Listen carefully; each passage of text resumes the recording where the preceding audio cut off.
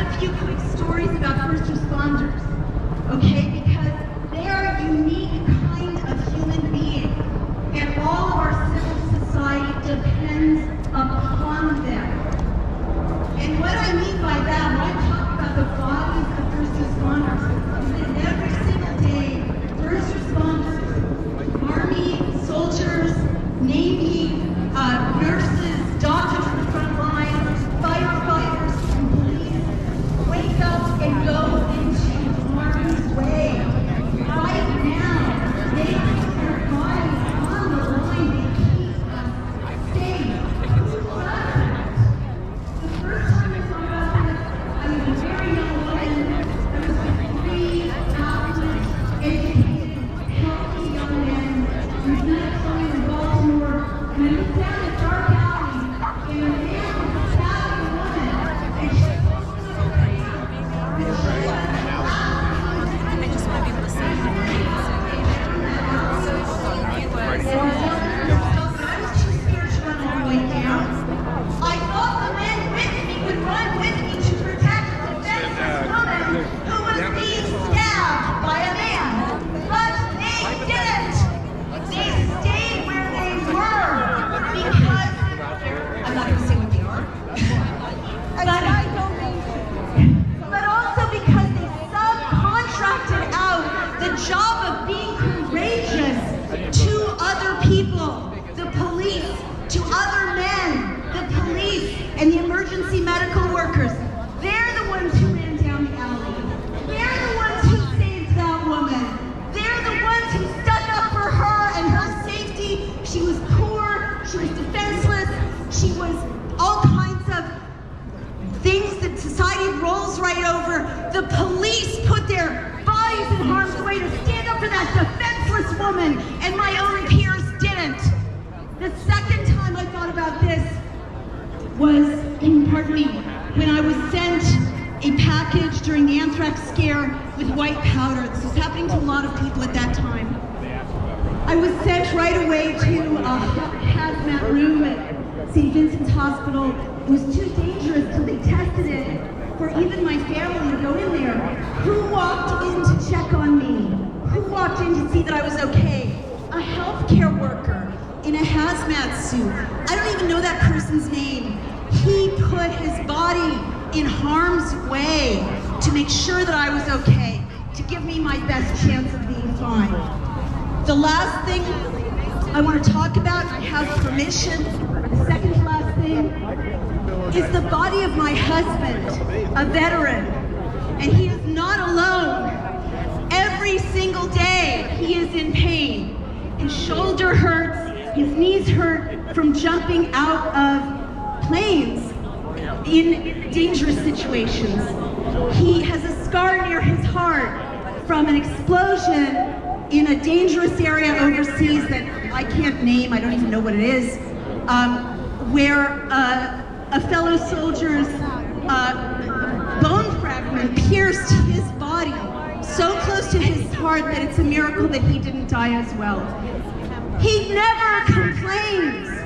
He's in pain all the time. He never complains. He is not alone.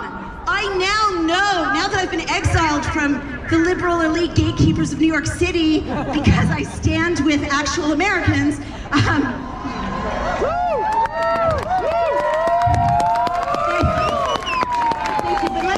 he is so typical of police, of firefighters, of healthcare workers, of other veterans and soldiers and active duty military.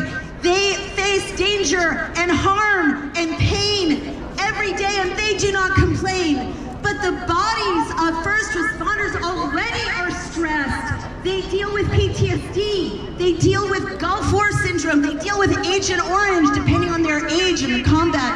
Every day, the people in this city, the police and firefighters in the city deal with smoke inhalation. You know, at 9/11, they ran toward toxic chemicals. I could go on and on, but these people who risk their health and well-being for us every day, now we're gonna say, take this experimental vaccine, this experimental gene therapy. No one knows what it will do to you, but we are going to break your will to make you comply Their bodies are already too much at our service. We accept their sacrifice. I want to say one last thing about love. When they do this for us out of the highest love human beings can have for other humans. There is no greater love than to put yourself in harm's way as our police, our firefighters, our Army soldiers, our veterans do, Navy, Air Force, and healthcare workers. And I am disgusted with how my own people, the liberal elite, have demonized the people who keep us safe and marginalized them and attacked them and smeared them. It is shameful. And I also think that these forced mandates for these first responders are a way to break that love that creates our peaceful, free, civil society and keeps us safe. Because I will tell you, as the author of The End of America, who called it right every single time in the March to Tyranny, if you don't have these men and women in uniform in blue, you know who you have? You have the military, or another country's military, or you have federal peace officers. These are the people's peace officers. They are part of a peaceful civil society, and we lose our democracy when we lose our police, our army that responds to civilian command, our firefighters. God knows what happens to us without them, our healthcare workers. The last thing I want to say is this. Have you all heard me? This is so important. Like, I am a rape survivor. You know, who do you call when you've been raped? You call the police. If you're a single mom, I was a single mom with little kids, and no man protecting me for years. I was across the street from Squad 18 firefighters. My kids and I felt safe because the firefighters were there. And we knew they would come help us if we were ever in trouble. These are the people who make our democracy possible, along with us, we the people, peacefully expressing our own views. The last thing I want to tell you about is Manny Mojica. And some of you may know his name. He was a young man, a firefighter in Squad 18. Beautiful, full of life, laughing, super tall young man, his whole life ahead of him. The kids used to love watching the fire trucks. Little children are fascinated with firefighters, and Manny Mojica and his colleagues used to lift up lucky children into the cab of the truck, and they even let my little son at that time try on the hat, and one magical day, my son got to pull the horn. Manny Mojica had his whole life ahead of him. On 9/11, he ran toward danger when all the rest of us were trying to get away. Manny Mojica's name is now on a plaque outside of Squad 18. I don't know his family, but they don't get to watch their son grow up and marry and have children and have a life, because he gave his life for us here New Yorkers, without a thought. And that's what our first responders do day after day. And so to coerce this community is to destroy, besmirch the memory of what someone like Manny Mojica did in putting our kids and our safety in front of his own. And this is shameful. It's not worthy of a great city. It's not worthy of a great nation. And someday people are going to look back on this time and what is being done to us, and they're going to say this was one of the darkest moments in American history. I will just end, excuse me, by saying that, thank you. No, I'm so upset. I cannot believe I'm witnessing this in my beautiful city. Thank you. Well, thank you so much.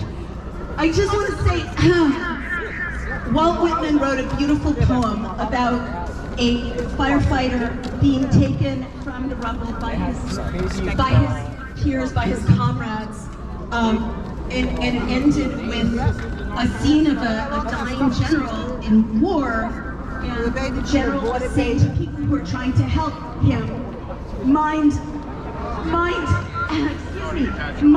not me, mind the entrenchments. Because even as he was dying, that soldier put his nation and other people first. We are called at this moment in history, we are called to remember this whole city, a city that has a great city, or once a great city. I hope again in the future a great city. It has survived a time of slavery. It has survived the Civil War. It has survived Jim Crow laws across the country and formal segregation. We had just since 1964 to have equality in the city by law, and now when I go Maybe it's like getting I have to off sit something. outside. I don't know. When I go downtown to Soho, I have to sit outside. The whole city has gone along with a resegregating society in a way that would shame the heroes of immigration and inclusion. For hundreds of years, people have fled other countries, leaving their tyranny behind to come to this city. It wasn't perfect, God knows, but it was freer than where they were fleeing from. And now it is one of the least free cities in this nation. Shame on the gatekeepers of this city. Shame on them. Shameful. I will end with hope. We're called, it's an extraordinary moment, and you're called to be like the generation of 1776. You're called to remember. I don't see this as a revolution that's new. I don't even see it as a revolution. You are not marching. You are simply remembering what it means to be a patriot and an American and a free citizen of the United States of America. God bless America, and God